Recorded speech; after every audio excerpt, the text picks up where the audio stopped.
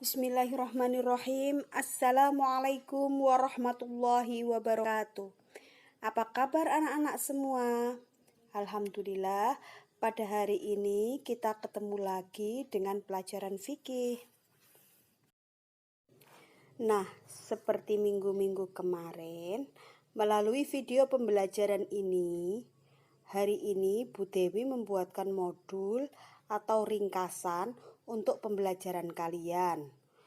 Tentu saja hal ini sebagai ganti buku pegangan siswa yang khusus tahun ini memang tidak dibagikan kepada kalian dalam bentuk cetak. Semoga tetap bermanfaat untuk pembelajaran kalian. Materi hari ini adalah pelajaran 1 pertemuan 2. Masih dalam tema menyukai makanan yang halal dan menjauhi yang haram. Pada pertemuan lalu, kalian sudah mempelajari beberapa hal berkaitan dengan makanan halal. Di antaranya, pengertian makanan halal. Kemudian, ciri-ciri makanan dan minuman yang halal. Masih ingat ya, makanan halal menurut zatnya dan makanan halal menurut cara memperolehnya. Kalian juga sudah mempelajari dalil-dalilnya. Sudah hafal apa belum? Kalau yang belum hafal, dihafalkan ya. Kemudian yang terakhir pelajaran lalu adalah kalian juga sudah mengetahui makanan yang halal menurut agama Islam, golongan-golongannya apa saja. Sudah kalian pelajari semua ya. Nah, hari ini kita lanjutkan pelajaran makanan halal pertemuan 2.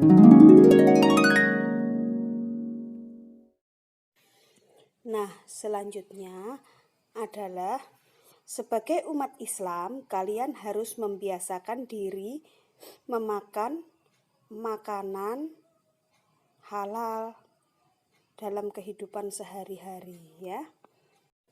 Allah dan Rasulullah memerintahkan umat manusia untuk membiasakan mengkonsumsi makanan halal. Karena dengan memakan makanan halal akan memberi manfaat bagi tubuh manusia. Apa saja manfaatnya? Yuk. Ini diantara manfaatnya sudah diringkaskan Bu Dewi ya. Setidaknya ada 5 manfaatnya, yakni 1. Terhindar dari murka Allah karena menjauhi larangannya. Tubuh kita akan selalu sehat karena yang dimakan adalah sesuatu yang baik dan sehat. Selanjutnya, juga akan menghasilkan hati dan pikiran yang bersih karena mendapatkan curahan cahaya dari Allah Subhanahu wa Ta'ala. Nah, selanjutnya juga akan diberi rizki yang halal dan dilipat gandakan oleh Allah karena selalu mentaati Allah sebagai wujud rasa syukur. Terakhir, kita juga bisa menunjukkan pada umat lain, maksudnya adalah umat agama lain, bahwa Islam adalah agama yang baik dan hanya mengajarkan kebaikan. Bisa ya jadi contoh umat agama lain ya. Dan selanjutnya adalah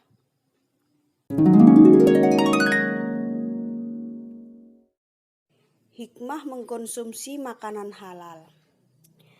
Allah Subhanahu wa Ta'ala dan Nabi Muhammad SAW menyeru umat Islam untuk memilih makanan yang halal dalam kehidupan sehari-hari. Mengapa demikian? Sudah tentu, semua itu ada hikmah dan kelebihan yang dapat membantu manusia dalam menjalani kehidupan sebagai hamba Allah dengan lebih baik. Di antaranya apa? Dalam materi ini setidaknya ada 4 Hikmah mengkonsumsi makanan halal. Pertama, supaya doa dikabulkan oleh Allah. Hal ini bersumber dari hadis. Hadisnya apa? Ini artinya seperti ini. Sabda Rasulullah Shallallahu Alaihi Wasallam, seorang laki-laki bermusafir sehingga rambutnya menjadi kusut dan mukanya dipenuhi debu. Dia menadahkan tangannya dan berdoa kepada Allah sedangkan makanannya haram, minumannya haram, pakaiannya haram, dan mulutnya disuap dengan sesuatu yang haram. Bagaimana akan diperkenankan permohonannya? Hadis riwayat Muslim, Ahmad, dan Tirmidzi. Jelas ya? Jadi kalau ingin dikabulkan doanya, sebisa mungkin sebagai umat Islam jangan sampai kita memakan makanan haram, meminum minuman yang haram, pakaian haram, mulutnya disuap dengan sesuatu yang haram ya. Itu akan mempersulit doa kita untuk dikabulkan Allah.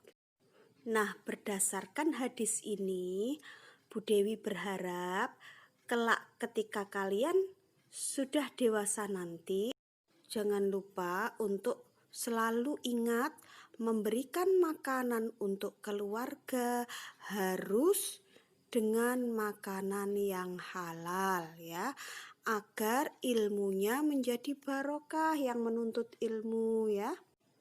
Yang bekerja juga diberi kemudahan oleh Allah mencari rezeki, diberi karunia oleh Allah sesuatu kesehatan atau sesuatu apapun, semua pemberian Allah karena mengkonsumsi makanan halal ya.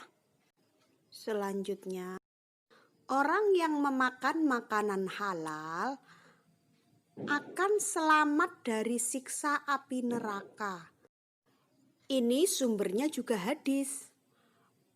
Hadisnya bunyinya, ketika itu Sa'ad bin Abi Waqqas bertanya pada Rasulullah, "Wahai Rasulullah, pintalah kepada Allah supaya Dia menjadikan doaku mustajab." Mustajab itu apa?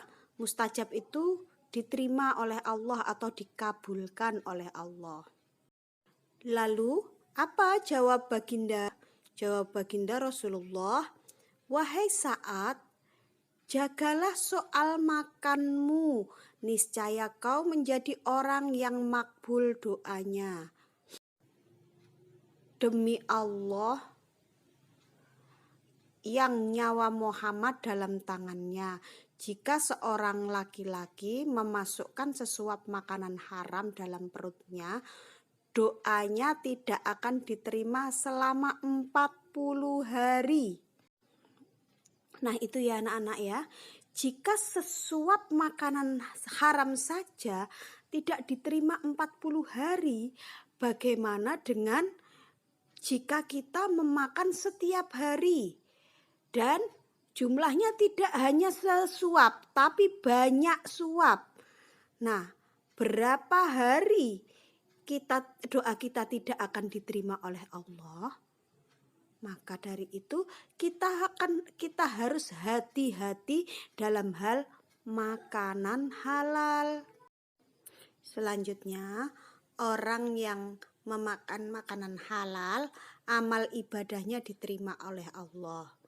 Tetap sumbernya hadis, bunyinya artinya ya, sabda Rasulullah Shallallahu Alaihi Wasallam, barang siapa sholat yang dengan mengenakan pakaian yang dibeli dengan 10 dirham atau 1 dirham daripada sumber yang haram, Allah tidak akan menerima sholatnya.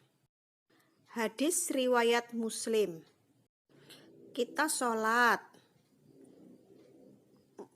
pakaian kita, mukena kita, sajadah kita, sarung kita, peci kita, pakaian kita dibeli dengan cara tidak halal. hal ini mengakibatkan amal ibadah kita, sholat kita itu tidak diterima oleh Allah. Begitu juga ibadah lain. Misalnya kita membeli Al-Quran dengan cara yang tidak halal.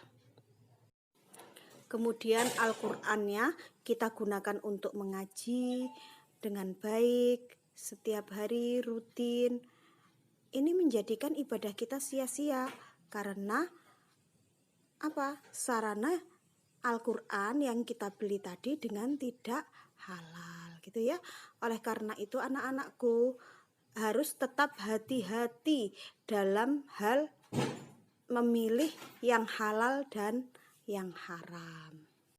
Nah, selanjutnya memakan makanan yang halal juga akan membentuk darah daging yang baik dalam badan.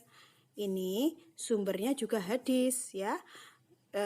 Artinya seperti ini, sabda Rasulullah Shallallahu Alaihi Wasallam, ingatlah bahwa di dalam tubuh manusia itu ada sepotong daging yang apabila daging itu baik maka baiklah seluruh tubuhnya, dan apabila rusak maka rusaklah seluruh tubuh itu.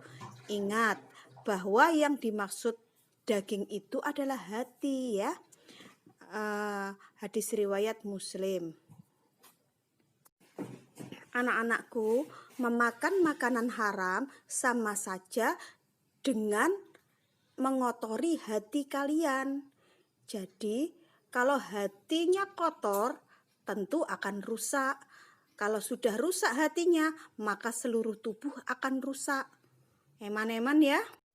Sebelum terakhir, pesan Bu Dewi, sayangi tubuh kalian, sayangi diri kalian dan keluarga kalian dengan tidak memakan makanan yang haram dan hanya memakan makanan yang halal saja ya. Nah, selesai sudah pelajaran kita hari ini. Akhirnya selamat belajar. Hari ini tidak ada tugas ya. Tugasnya pada pertemuan selanjutnya tugas, kemudian pertemuan selanjutnya lagi PH1.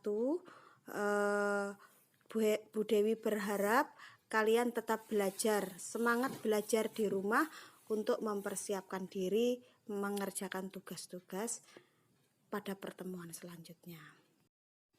Sekian dari Bu Dewi. Assalamualaikum warahmatullahi wabarakatuh.